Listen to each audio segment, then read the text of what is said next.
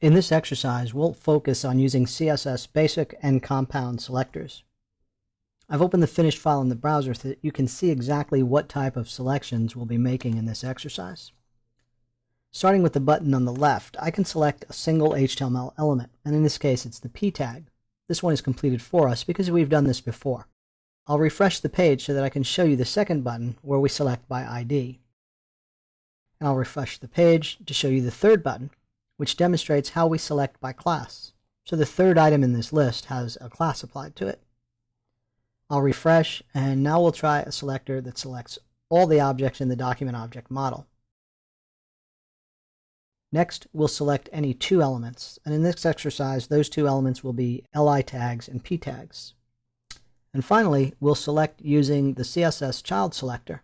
In this case, it's the anchor tag, which is a child to the paragraph tag that it resides in.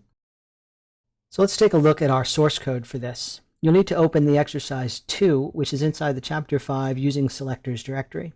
If you scroll down to your script block, you'll see that the first 3 selectors have been done for you. This is because we've done this before in previous exercises. We've selected an element by its tag name, in this case the P tag, and we've selected an element that was unique within the web page, and that was done by its ID, a div tag whose ID was list2.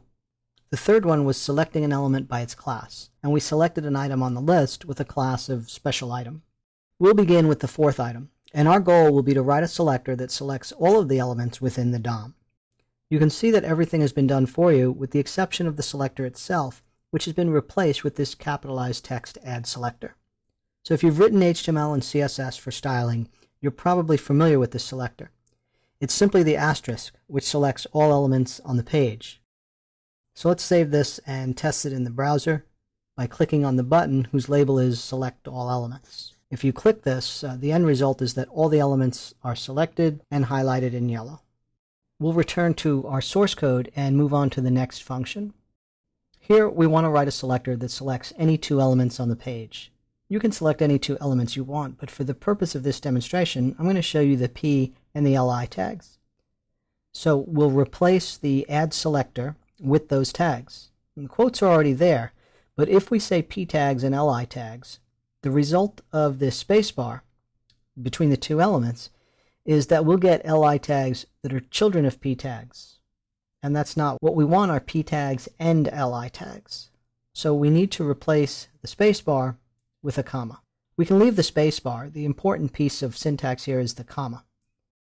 So let's test this in the browser.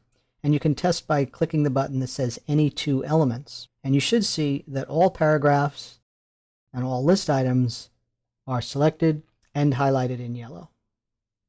Let's return to our source code and look at this last function that uses a selector that selects any element that has a parent. So we've chosen for this portion of the exercise this anchor tag, and you can see that it does have a parent, and its parent is a P tag. Let's head up to our jQuery, and again we'll highlight the add selector text and replace it with the P tag,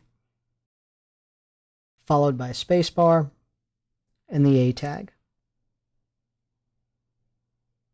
Let's save this file and test it in the browser. We'll try that last button, and you should see that the link is highlighted in yellow.